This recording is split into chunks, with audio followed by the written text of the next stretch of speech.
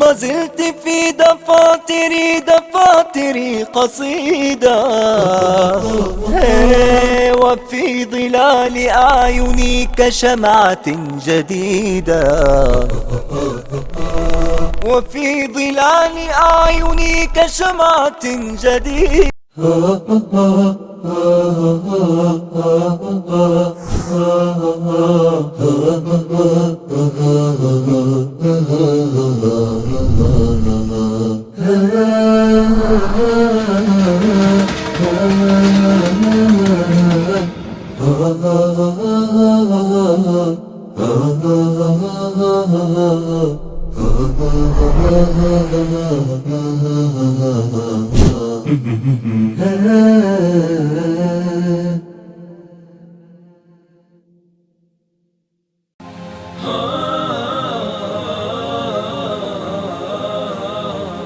مسلمون دعاة سلام، نهجنا حب ووئام، نلتقي برحاب الله والأخوة في الإسلام. مسلمون دعاة سلام، نهجنا حب ووئام، نلتقي برحاب الله والأخوة في الإسلام. بلد العليا مجدك يحيا، بلد العليا مجدك يحيا.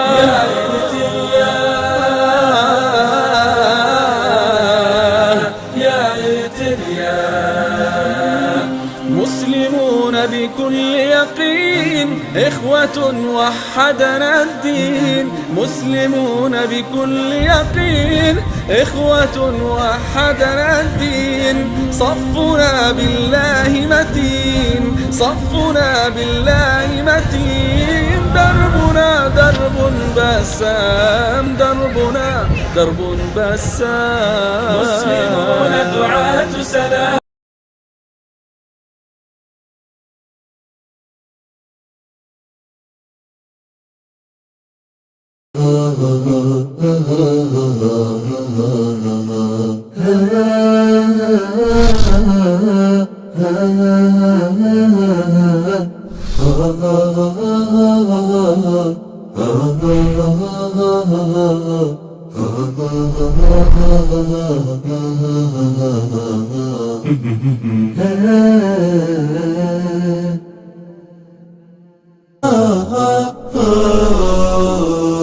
ما زلت في دفاتري قصيدة،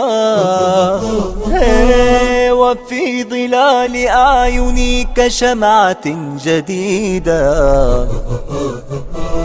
وفي ظلال أعيني كشمعة جديدة. ما زلت مثل وردة الربيع وحيدة. إريتريا يا جارة البحر ويا منارة الجنوب، إريتريا يا درة البحر ويا منارة الجنوب. بسم الله الرحمن الرحيم. الحمد لله رب العالمين، وصلى الله وسلم وبارك على عبده ورسوله محمد وعلى آله وصحبه أجمعين. مشاهدين الكرام، متابعين قناة سلام الفضائية، نرحب بكم أجمل ترحيب في برنامجنا الأسبوعي قضايا إريتريا. قضيتنا اليوم أيها الإخوة في الله هي في المستقبل أم رؤوم تبني جيلا نركن عليه. الأم مدرسة إذا أعددتها أعددت شعبا طيب الأعراق. وإما أن تكون زوجة صالحة ترعى زوجها وتحافظ على أسرتها. لذلك البنات في الإسلام لديهم مكانة خاصة وطريقة مختلفة في تربيتهن. يقال أن تربي ابنا فأنت تربي فردا، وأن تربي فتاة فإنما أنت تربي أمة. لذلك قال حافظ إبراهيم: الأم مدرسة، لأن بتربية هذه الفتاة ستكون مدرسة عظيمة تربي جيلا بعد جيل. أيها الإخوة، للحديث في هذا الموضوع عن تربية البنات نستضيف في حلقتنا اليوم الضيف الدائم فضيلة الشيخ الدكتور حسن سلمان. حياك الله يا دكتور. أهلا وسهلا، مرحب بك والمشاهدين. بارك الله فيك. فضيلة الشيخ، قبل أن ندخل في لب الموضوع والنقاش بخصوص تربية البنات، ألا يكتفى الحديث، ألا نكتفي في الحديث عن تربية الأولاد بالعموم؟ ولماذا نفرد البنات على وجه الخصوص؟ هذا السؤال الأول الذي ننتظر جوابه منكم فضيلة الشيخ. الحمد لله رب العالمين، والصلاة والسلام على رسول الله الأمين وعلى آله وصحبه أجمعين. أما بعد، نسأل الله سبحانه وتعالى أن يجعلنا مفاتيح لما يمكن أن يفيد إن شاء الله في هذه اللقاءات المباركة. وبلا شك أن الإنسان محتاج إلى تعاليم دينه في كل خطوة من خطوات حياته، سواء كان شابا أو كان رجلا أو كانت امرأة أو كانت فتاة، لأن الدين تناول كل هذه الأحوال، وبالتالي نحن بحاجة حقيقة إلى هدايات القرآن الكريم وهدايات السنة النبوية في كل مرحلة، وخاصة المراحل التربوية، لأن مهمة التربية ومهمة التعليم هي مهمة رسول الله صلى الله عليه وسلم، كما قال النبي صلى الله عليه وسلم: إنما بعثت معلما. قال الله تبارك وتعالى: هو الذي بعث في الأميين رسولا منهم يتلو عليهم آياته ويزكيهم ويعلمهم الكتاب والحكمة وإن كانوا من قبل في ضلال مبين. إذن فيما يتعلق بقضية الاكتفاء، هو صحيح هنالك مشتركات يمكن أن يكتفى فيها بما قلناه في موضوع الذكور، ولكن بما أن هنالك اختصاص وتميز بين الجنسين، كما قال الله تبارك وتعالى: وليس الذكر كالأنثى، فعلى مستوى الخلقة هنالك اختلاف، هنالك تباينات، هنالك اختلافات. الاختلاف في الخلقة بطبيعة الحال سيؤدي إلى اختلاف في الخصائص. صحيح. فخصائص الأنثى تختلف عن خصائص الذكر، وبالتالي ما يمكن أن نقول الاحتياجات التربوية التي تختلف فيها الأنثى عن الذكر ستحتاج فيها إلى تخصيص. جميل. فمثلا الله تبارك وتعالى ذكر في آيات القرآن قوله تبارك وجعلها منطلق: أو من ينشأ في الحلية وهو في الخصام غير مبين. سبحان الله. لاحظ هذا التوصيف الرائع القرآني، أن الفتاة طبيعتها وخاصيتها الأساسية أنها تنشأ في الحلية، وهذه خاصية أساسية بالنسبة لي، يعني التمييز بين الطفل والطفلة. الطفلة لها نشأة معينة والطفل له نشأة معينة، هذه وفقا للخصائص، خصائص الخلق. فمثلا يقال بأن والله في مراحل الطفولة قد يكون في تقارب في البدايات، نعم.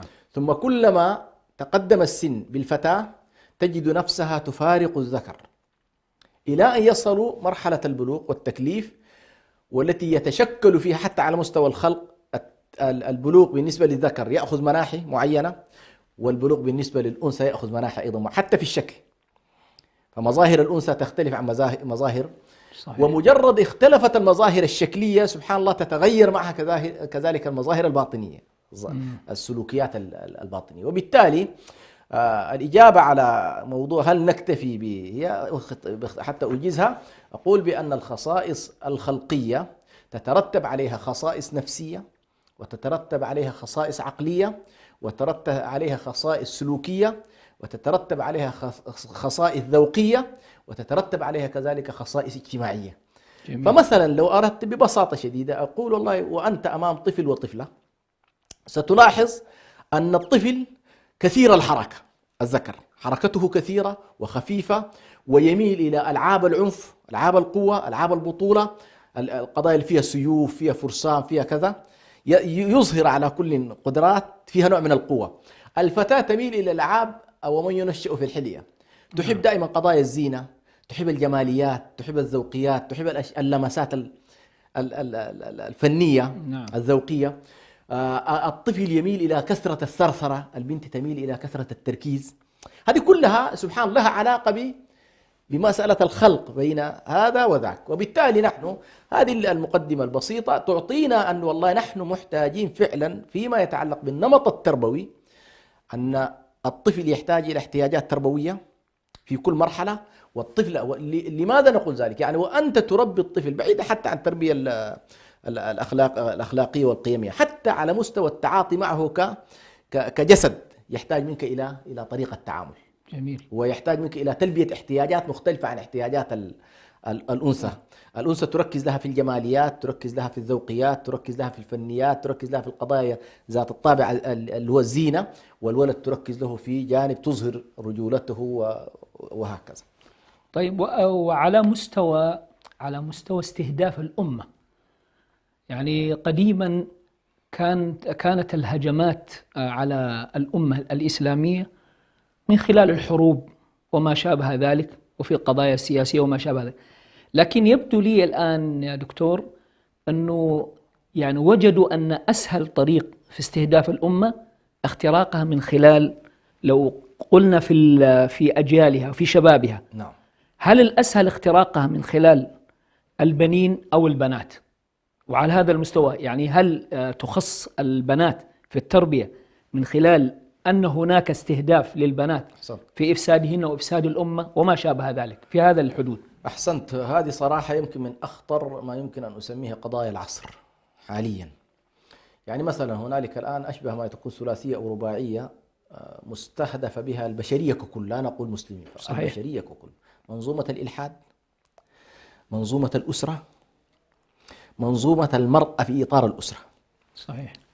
هذه الثلاثية تعطينا أن المرأة الآن صارت محل للاهتمام. للأسف الشديد هذا الاهتمام لو أنه اتجه اهتمام بالمرأة للارتقاء بها ورعاية إنسانيتها وكرامتها وعفتها وحيائها والارتقاء بها كإنسان، هذا مطلوب، والشريعة جاءت بكل ما يمكن أن يؤدي به اكتمال إنسانية هذه المرأة، وهي كائن مكرم كما قال الله تبارك: ولقد كرمنا بني آدم بجنسيه. لكن للأسف الشديد أولا حولوا المرأة من كائن إنساني إلى سلعة من السلع، كما أنهم يتعاملون مع سلعة وضعت المرأة في خانة السلع للأسف، يعني صحيح، وضعت كسلعة. ثم في إطار منظومة القيم عندهم التي لا حدود للحرية فيها، صار مثلا من يملك المال وللأسف تحت منظومة الحرية التي يتشدقون بها، حول المرأة إلى كائن يباع ويشترى. للأسف الشديد هذه الآن حتى في دول متقدمة جدا صارت مسألة مقلقة. مثلا لما يتعامل مثلا تاجر من التجار في قضية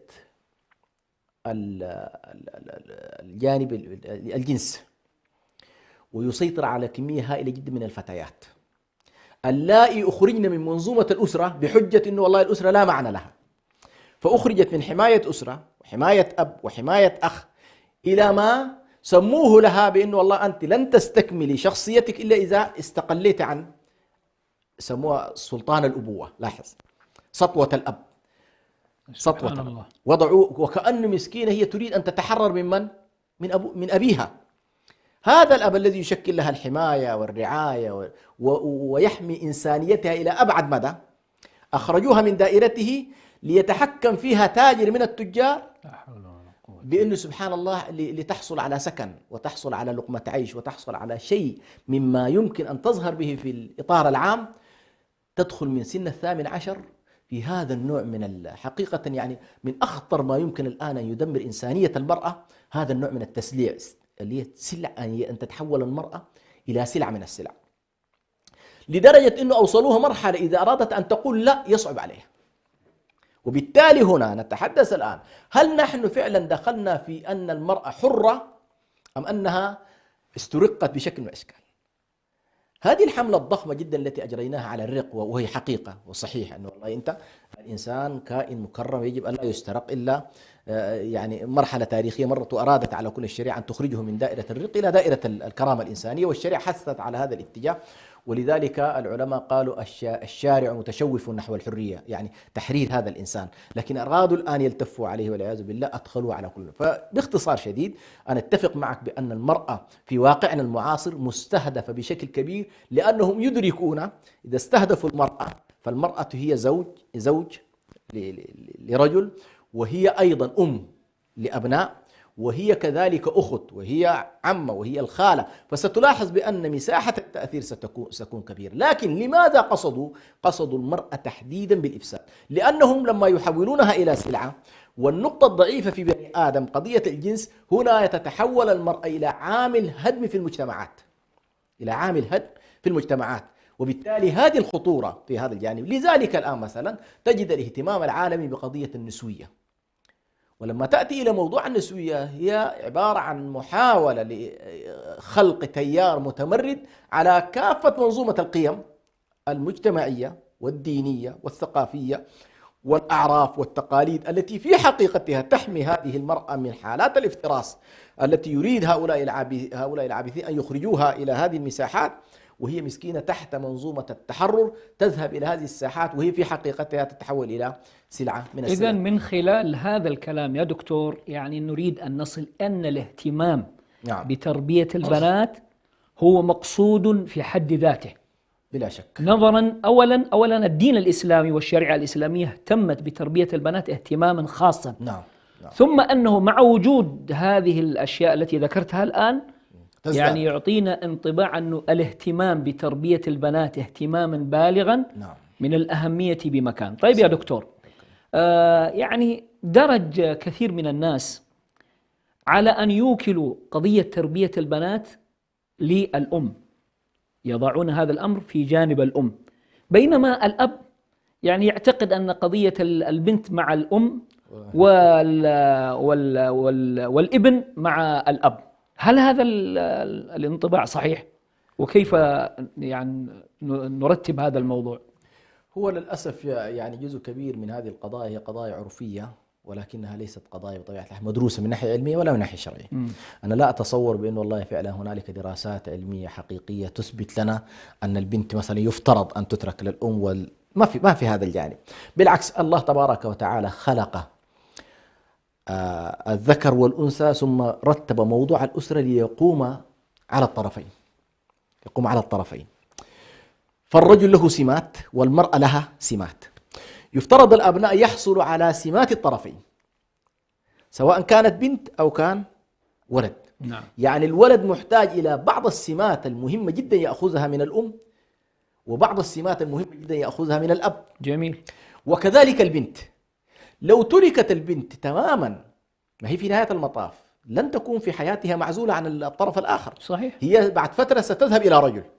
ما لم تدرك تماما السمات والخصائص التي تتعلق بالرجال، من أين تأخذها؟ تأخذها من الأب، تأخذها من الأخ، تأخذها من العم. جميل. هذا الاتجاه الذي يشكل محرمية بالنسبة لها، لكن الاحتكاك به والاقتراب منهم تتعرف على خصائص الرجال، لأنها ستقدم على طبعا بعد فترة ستعيش مع رجل. ستكون مع رجل. نعم. فما لم تدرك هذا الاختلال للأسف الشديد بعد فترة التي نتركها للأم فقط، لما تذهب إلى رجل ستجد هنالك إشكالات هائلة جدا، لأن ما تربت على أن تأخذ هذه الخصائص من أبيها. صحيح. هذا جانب.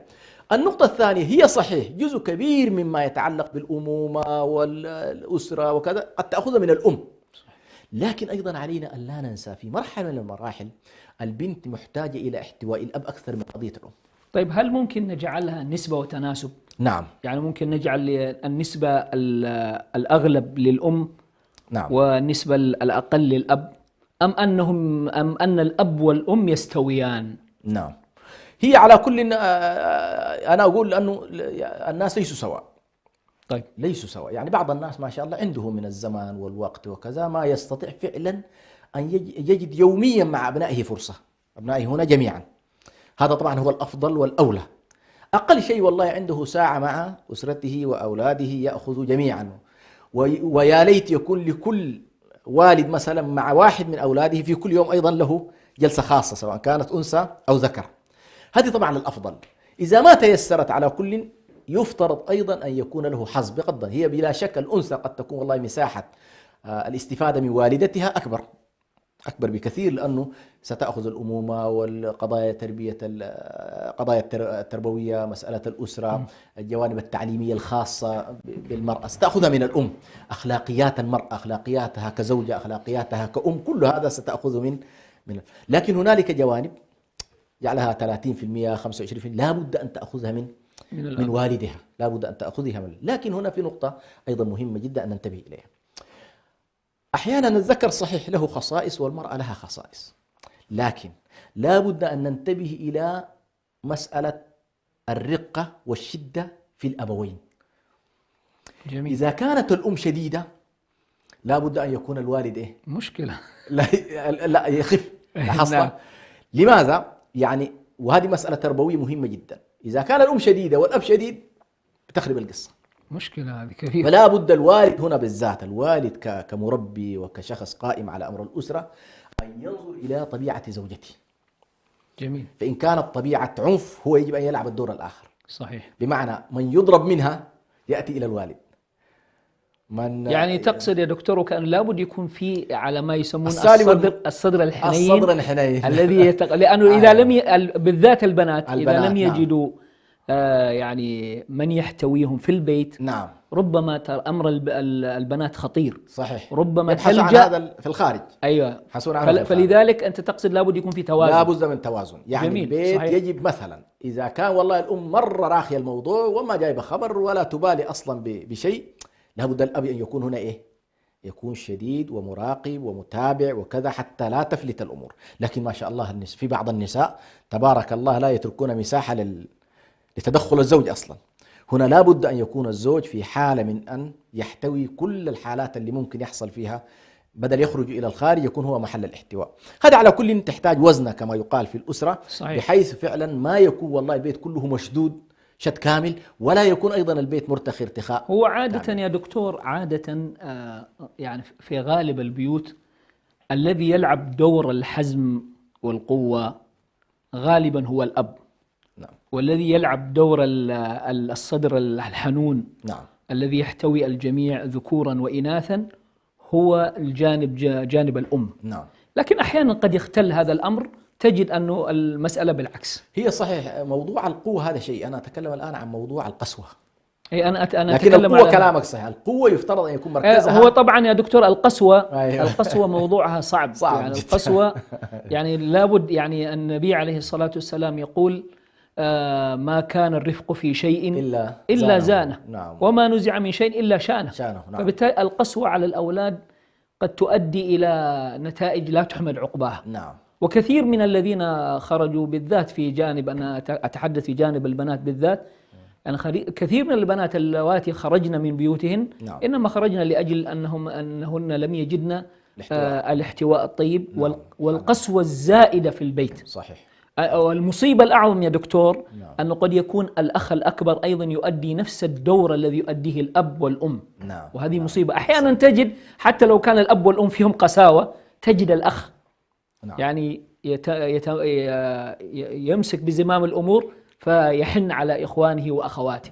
لكن إذا فقد هذا الأمر بالكلية، نعم، فإن زمام الأمور ستنفلت.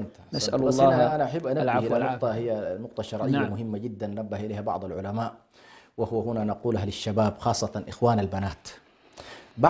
بعض الإخوان له سطوة هائلة على أخواته بحجة إنه هو رجل ويجب أن يمارس سطوته على إخواته. هنا مسألة شرعية مهمة جدا، وهو في حالة وجود الأب نحذر من أي تدخل من جانب الذكور بشكل فيه نوع من الولاية والسلطة.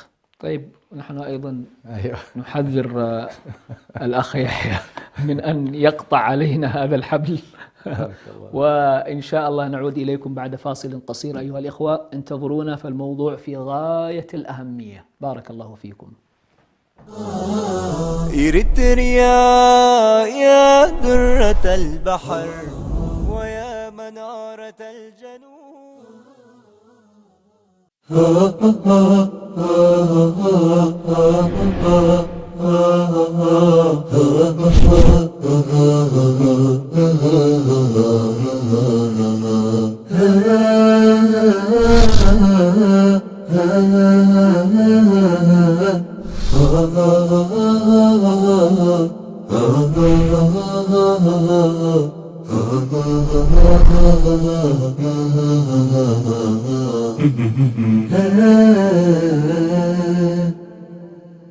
أبدأ بسم الله الرحمن وبالرحيم دائم الإحسان، فالحمد لله القديم الأول والآخر الباقي بلا تحول. أكرم بقوم أكرموا القرآن وهبوا له الأرواح والأبدان، وكما قال الشاعر: الحي حي من حياة لسانه، فإذا أبيد من اللسان أبيد.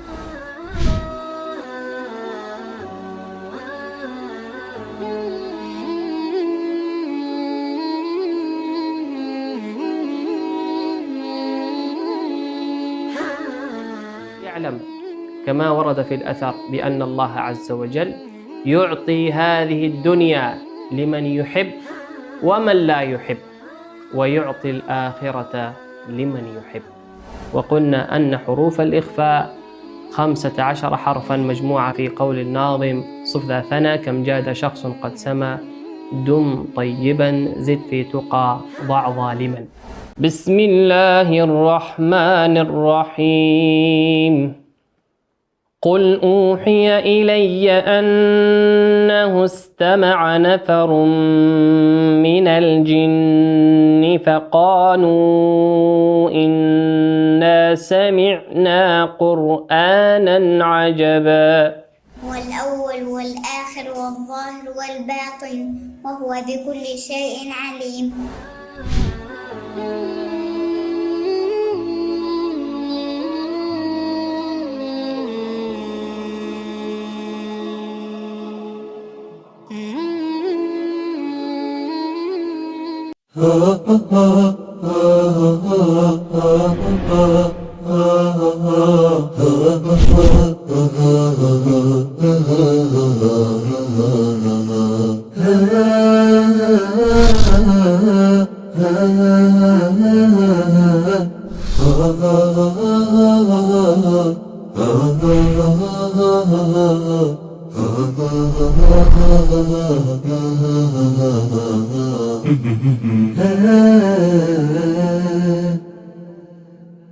جنوب إريتريا يا درة البحر ويا منارة الجنوب. بسم الله الرحمن الرحيم. مشاهدينا الكرام، نعود إليكم في قضيتنا القضية الكبرى، قضية التربية، ونخص هذه الحلقة بتربية البنات، وهي من أخطر القضايا التي ينبغي على جميع المسلمين العناية بها العناية الفائقة.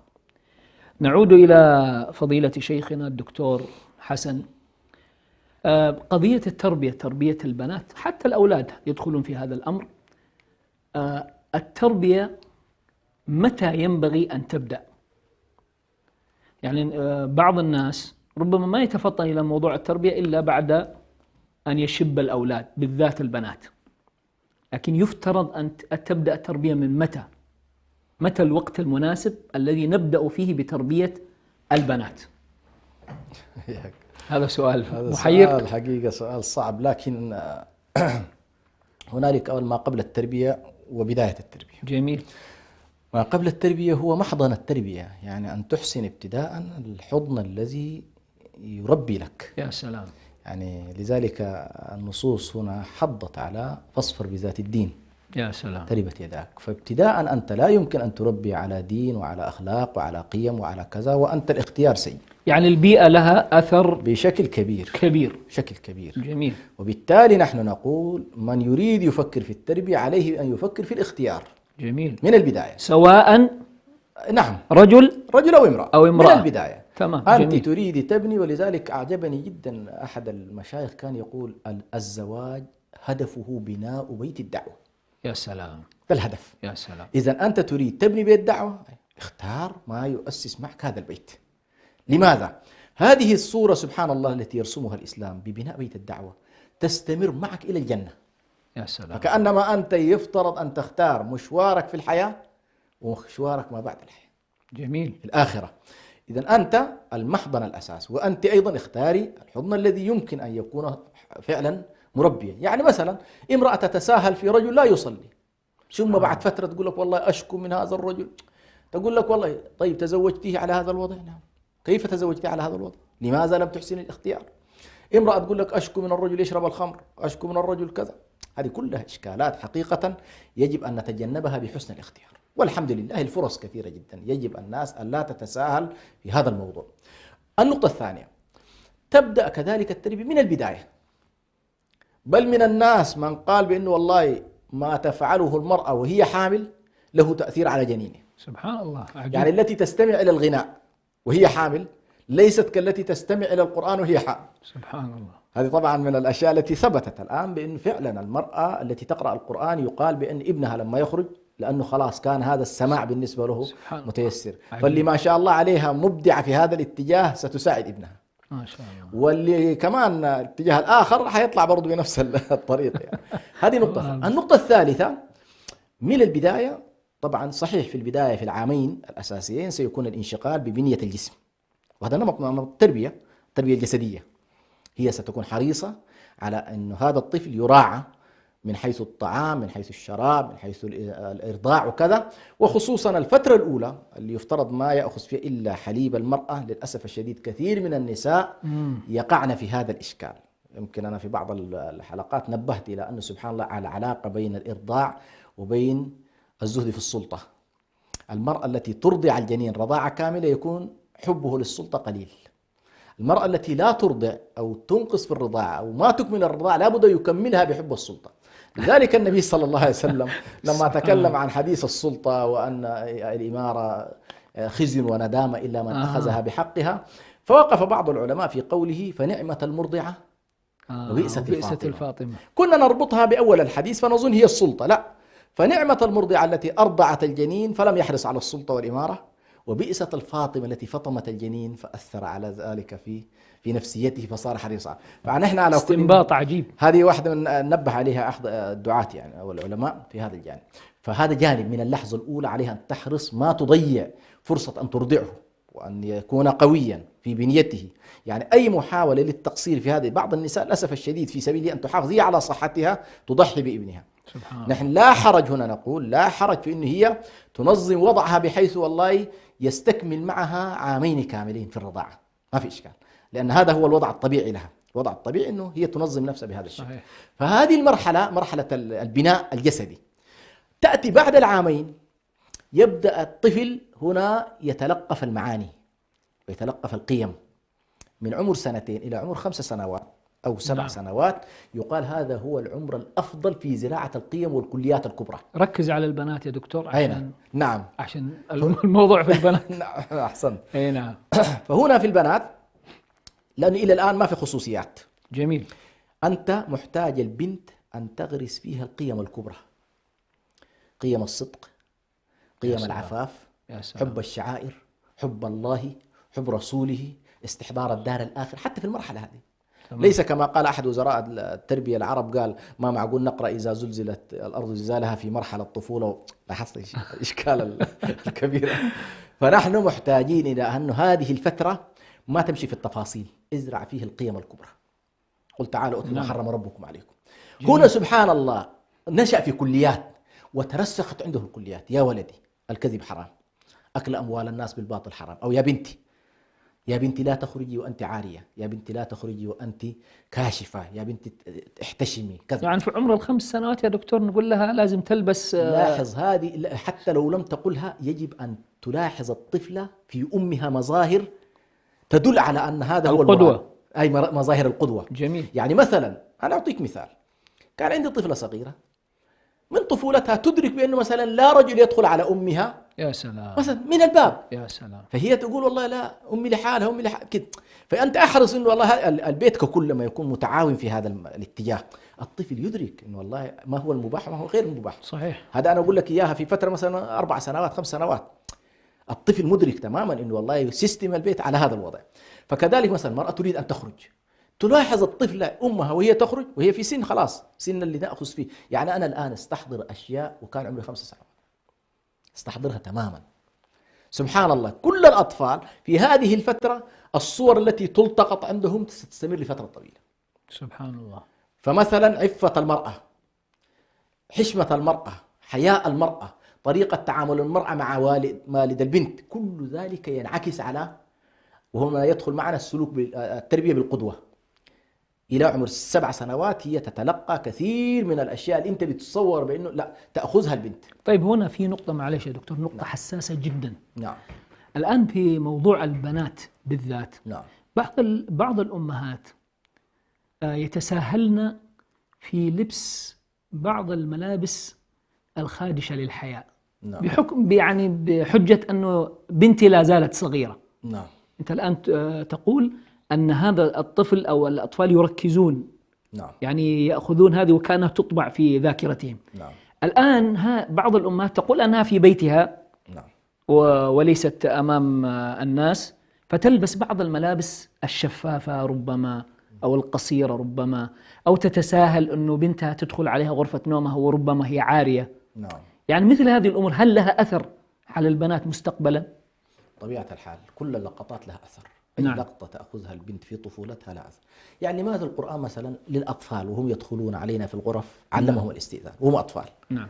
لأن الصورة التي يلتقطها الطفل ستؤثر عليه. أحيانا قد تؤثر عليه سبحان الله سلبا في اتجاه نظرته للشخص الذي أمامه. إذا رآه في وضعية مثلا نعم. ما متوقعة وغير لائقة ستظل معه طول الحياة، ستظل مستمرة معه. وبالتالي أنا أقول في أشياء نعلمها للطفلة حتى وهي مع إخوانها. يعني مثلا ستر العورة المقلظة والستر العام، نعم. اللي يفترض تعرفه وهي حتى مع أخوها. جميل. هذا ما نتساهل فيها. جميل. يعني لما نجد طفلة مع أخوها عارية مثلا بتلعب عارية، هي صحيح ليست حرمة وكذا، لكن هذه المسألة تربويا لها أثر. فعندما تبدأ البنت وهي تعلم أن تستر نفسها في الإطار الكلي من أخيها، من باب أولى سينتقل ذلك إلى في الإطار الآخر. صحيح. هذه المسائل لا نتساهل فيها، خصوصا ما ذكرت من قضية إنه والله الحشمة المعقولة في البيت حتى وهي طفلة، انتقل بها شيئا فشيئا إلى الخارج، شيئا جميل. فشيئا إلى الخارج. مثلا يعني يمكن أنت وهي صبية يمكن أن تتساهل معها مثلا في قضية تغطية الوجه وكذا، ممكن تخرجها معك إلى هنا وهي لابسة مثلا اللباس العادي، لكن بعد فترة لما تنمو شوية وتكبر يجب أن تعلمها بأن والله الأصل كذا وهكذا. فأنت تتدرج معها على كل من طفولتها إلى أن تكبر. هذه كلها قضايا لها علاقة على كل في المرحلة الأولى. تأتي بعد ذلك انتقلت من مرحلة القيم الكبرى إلى شيء من التفاصيل. يعني في مرحلة القيم الكبرى مهم جدا أن تدخل في قضايا التفاصيل الشعائرية مثل الصلاة وأحكامها قبل 7. جميل. لأنه ستأمرها في 7. جميل. وأحيانا قد تتركها وهي تصلي معك حتى في 5، لكن تكون أدركت في 7 تكون أدركت الأحكام الكلية اللي تبدأ بها الصلاة لأنك ستأمرها. لما يقول النبي صلى الله عليه وسلم مروهم في 7 معنى ذلك تتعلم قبلها.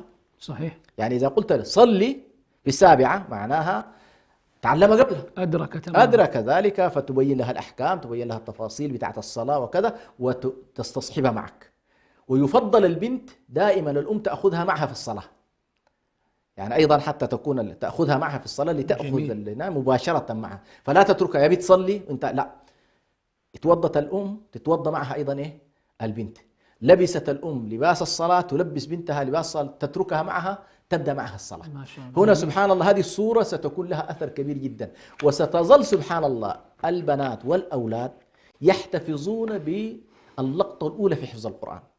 يا سلام. عشان كده أنا أقول بعض الناس أقول لهم يجب أن لا تبخلوا على أولادكم في تحفيظ سورة الفاتحة. يعني خلي ولدك التأسيس يذكر مدى حياته إنه والله من علمني هذه السورة هو أبي. يا سلام. ما تقول علمني لها الشيخ، لا، خلي هذا الطفل يشعر بأن أول ما علم الوالد ابنه هو هذه الكلمة اللي هذه السورة، فيقول والله أنا تعلمتها من والدي، تعلمت الذكر الفلاني من والدي، وهكذا. هذه مسألة مهمة جدا سبحان الله في عملية التربية، وفي أيضا في مسألة الأجر.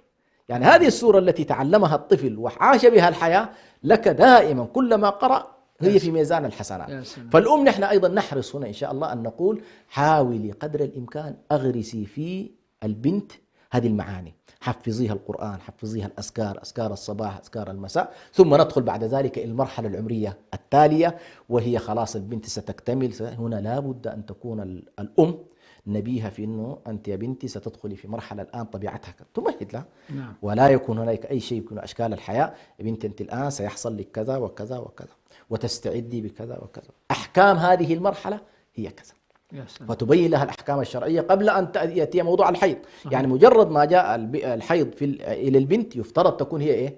أدركت الأحكام مدركة أنه الأحكام الشرعية المترتبة على ذلك. يترتب عليك 1 2 3 من الأحكام الشرعية، أحكام الحيض، علاقة ذلك بالصلاة، علاقة ذلك بالصيام، علاقة ذلك كل هذه الموضوع، حتى تبين لها بأنه في هذه الوضعية المرأة يجب أن لا يقترب منها زوجها. هذه كل الأحكام تكون خلاص. هذه المرحلة ترسخت في أحكام تفصيلية الآن، دخلت الآن في أحكام تفصيلية متعلقة بالفتاة. أيضا تبين لها في هذه المرحلة خلاص كثير من الأحكام ستتغير. كنا نتعامل معها كبنت صغيرة حتى يمكن أن نتساهل معها أحيانا في دخول بعض الرجال كذا، نقول لها الآن أنت تحولت إلى مرحلة أخرى. كما قال النبي صلى الله عليه وسلم يا أسماء إذا بلغت الفتاة فلا إنه لا يصح إلا أن يرى منها إلا كذا وكذا.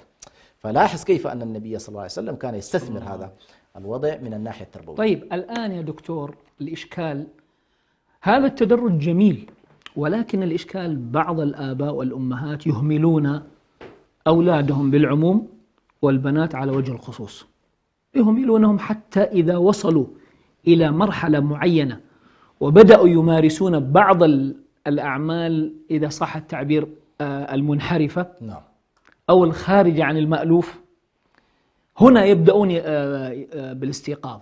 هنا الآن ما هي النصيحة لمثل هؤلاء؟ كيف يتعاملون مع مثل هذه الحالات؟ أن أنا تركت ابني أو بنتي إلى أن وصلوا إلى سن 15 سنة أو 17 أو 18، وهنا بدأوا يميلون ذات اليمين وذات الشمال. الآن لابد من إدراك ما بقي. كيف أدرك؟ ولا سيما أنهم وصلوا الآن إلى درجة من يعني من التكوين الذي لا يمكن بعد ذلك أو يضعف أنه تغير فيهم الآن. كيف أنا أتعامل مع مثل هذه الحالات؟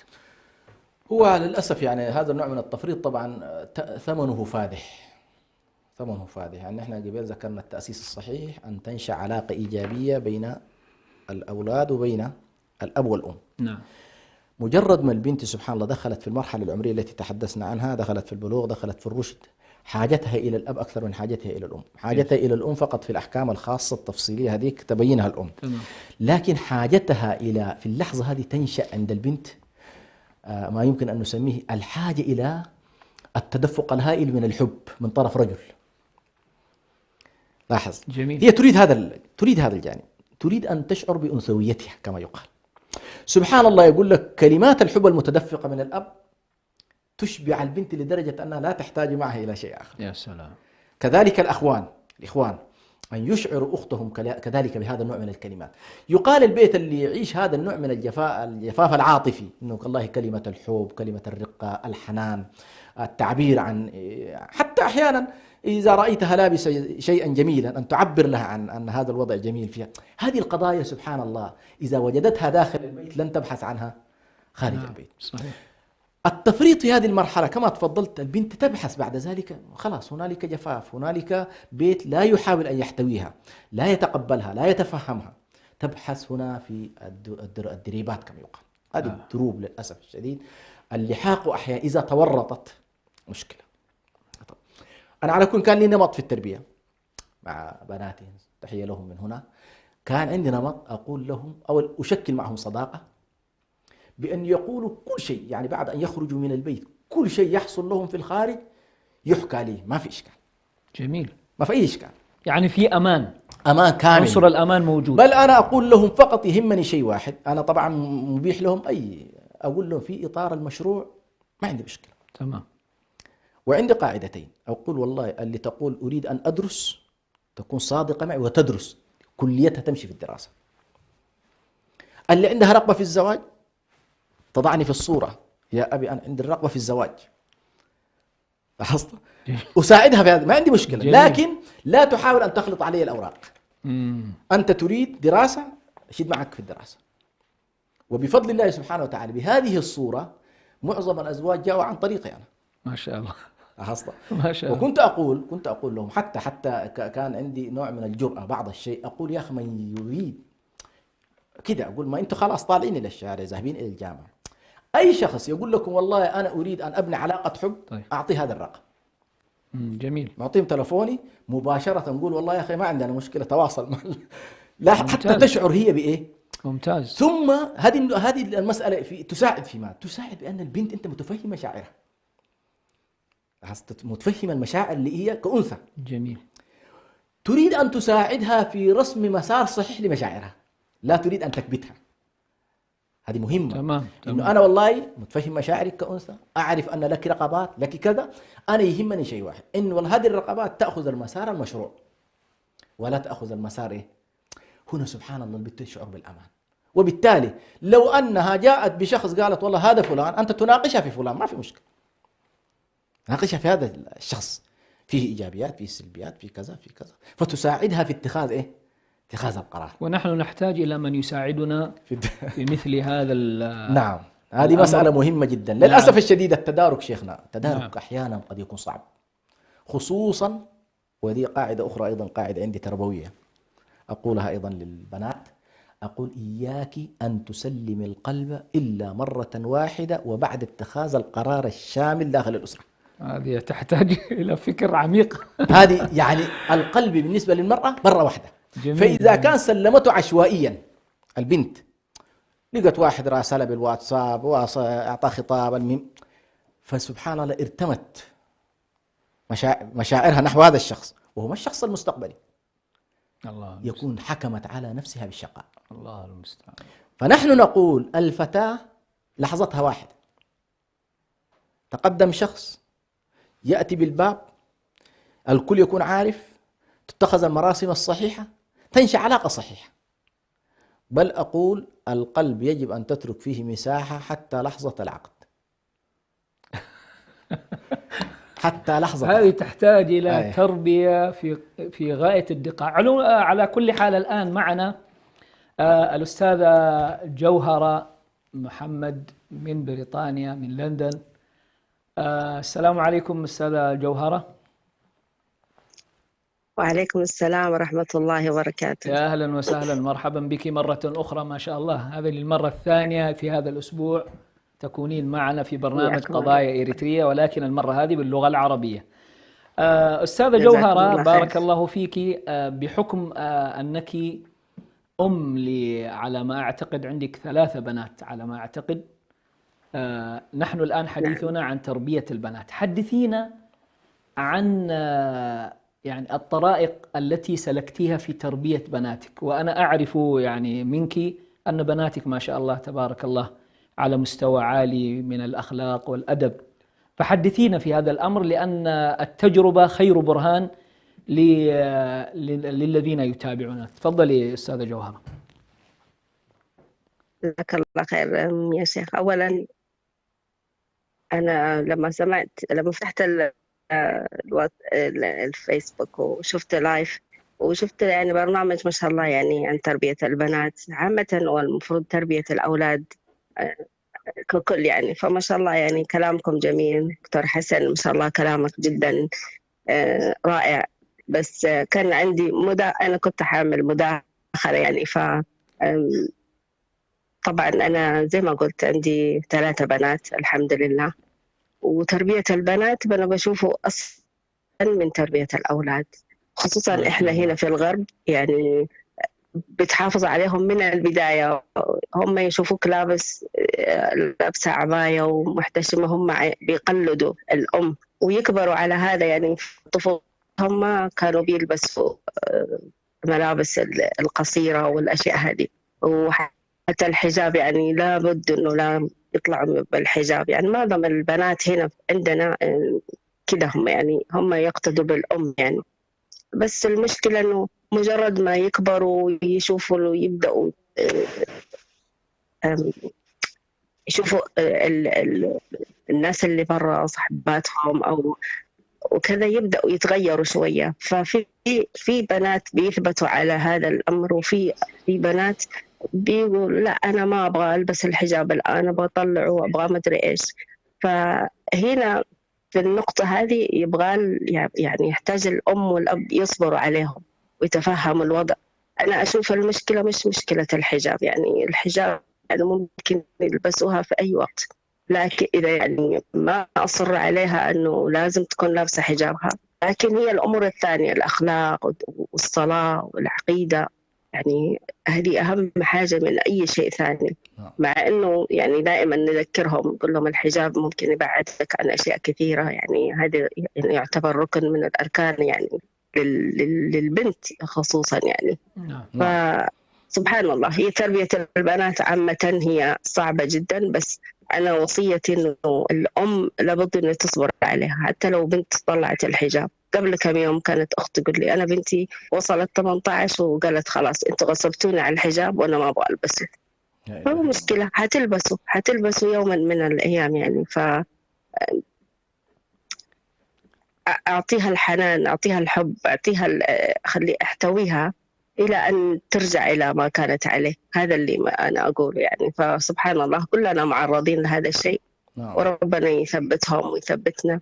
يعني البنت هذه لما تقول أن أمها غصبتها أو أهلها غصبوها، هل هو النهج الصحيح أنه الأب والأم يغصبون بناتهم على أنهم يلبسون الحجاب، ولا إيش النهج الصحيح؟ أيوة، لأنه البنت تتبنى الحجاب؟ في فرق بين أنها تتبناه وبين أنها تغصب عليه. فالصحيح ما هو المفترض من الأب والأم بالذات يا أستاذة جوهرة في المجتمع الذي تعيشون فيه، مجتمع يعني صعب نوعا ما عن المجتمعات الإسلامية؟ هنا معظم الناس هي بتلبس الحجاب علشان الكل لابسه. يعني معظم الناس يمكن لابسته لأنه رايحة مدرسة قرآن أو رايحة مدرسة إسلامية، أو هي جاية من عائلة مسلمة. أتوقع أنه ولو أني يمكن أكون أخطأت، لكن أهمية الحجاب وهذه الأشياء مش يمكن إحنا ما بنفهمها لأولادنا بطريقة صحيحة، والله أعلم يعني. ربما صحيح. فمش عارفة، احتمال يكون هذا السبب. لكن اللي بنشوفه إنه هم بيلبسوه من البداية يعني العبايات والحجاب، لكن بعد فترة تلاقي فلانة طلعت حجابها وهذه طلعت اسمه إيش. أنا بنتي الصغيرة من هذا يعني من الناس هذول. فالحب بالأول طبعا تزعل وتقول كيف وما أدراك، لكن بعدين تحاول تتفهم وتدعي لهم وما تسكت يعني. مش إنه تقول خلاص سيبها وخلاص، كل يوم ذكرهم يلا طيب البسيها كذا، اعمليها كذا. ففي أشياء الواحد ما لك يد فيه، لكن أنت تحاول على قد ما تقدر إنك ما تعقد الطفل على أكثر من ما هو معقد يعني. على كل خصوصا حال هنا البنات في أشياء دائما نقول لهم لا لا لا لا لا. لما نقول لا لازم نجيب بديل لهم يعني. صحيح. فلما أقول لها ما تقدري تروحي كذا عشان هو مش حق المسلمين، عشان أنت كذا وكذا، فلا بد إن أجيب لها بديل. فهم أشوف إنه معظم البنات هنا يعني يجي لهم عقدة من كلمة لا لا لا. فإحنا لما نربيهم لازم نكون عارفين نجيب لهم بديل للشيء اللي بنقوله لا. على كل حال كلامك في محله، ولكن طبعا نحتاج أن نربي يعني عموم أولادنا وخصوصا البنات بطريقة يعني تجعلهم يتبنون هذا الأمر، سواء كان الحجاب أو غيره. يجعلهم يتبنون صحيح. هذا الأمر ولا يغصبون ولا يفرض عليهم، لأنه إذا فرض عليه الآن نزعه غدا. صحيح. ولكن إذا تشربه أنه يعني هو حصنه الحصين، وأنه ينتمي إليه، وأنه جزء لا يتجزأ من حياته، فهو الذي سيتبناه حتى لو حدث في يوم من الأيام خلل، إلا أنه سيعود إلى المسار. انتهى وقتنا يا دكتور حسن للأسف. هذا الأخ يحيى أعطينا دقيقتين يا يحيى ممكن؟ طيب تفضل يا دكتور. عند الدكتور حسن أنا حقيقة بس حبيت أول شكرا الأخت جوهرة. أنا فقط والله أحببت بس أن يختم هذا البرنامج الجميل بأبيات جميلة فيها إشادة بالبنات. تفضل. يقول الشاعر: أبا البنات رزقتهن كرائمة ورزقت في أصهارك الكرماء. الله لا تذهبن على الذكور بحسرة، الله الذكر نعم سلالة العظماء. يا سلام. إن البنات ذخائر من رحمة وكنوز حب صادق ووفاء، والساهرات لعلة أو كبرت، البنت دائما تسهر لأبيها وتسهر لأمها عند المرض، والصابرات لشدة وبلاء، والباكياتك حين ينقطع البكاء، والزائراتك في العراء الناء، والذاكراتك ما حييت تحدثا. يا سلام. بسوالف الحرمات والآلاء، ما كل ذي ولد يسمى والدا، كم من أب كالصخرة الصماء. الله. تحية حقيقة لكل بنت ما شاء الله يعني، ولكل أب إن شاء الله يعني أحسن تربية بنته. والسلام عليكم. على كل حال أيها الإخوة الكرام، الحديث عن موضوع التربية عموما وتربية البنات خصوصا كما يقال موضوع ذو شجون أو حديثه ذو شجون ويحتاج إلى أوقات كثيرة، ولكن اكتفينا ببعض النقاط الأساسية التي يمكن أن تكون في الإشارة إليها ما يكتفى به، ونسأل الله التوفيق للجميع والسداد، وجزاكم الله خير الجزاء. إلى أن نلقاكم في الأسبوع القادم. السلام عليكم ورحمة الله وبركاته. إريتريا يا جارة البحر ويا منارة الجنوب إريتريا يا درة البحر ويا منارة الجنوب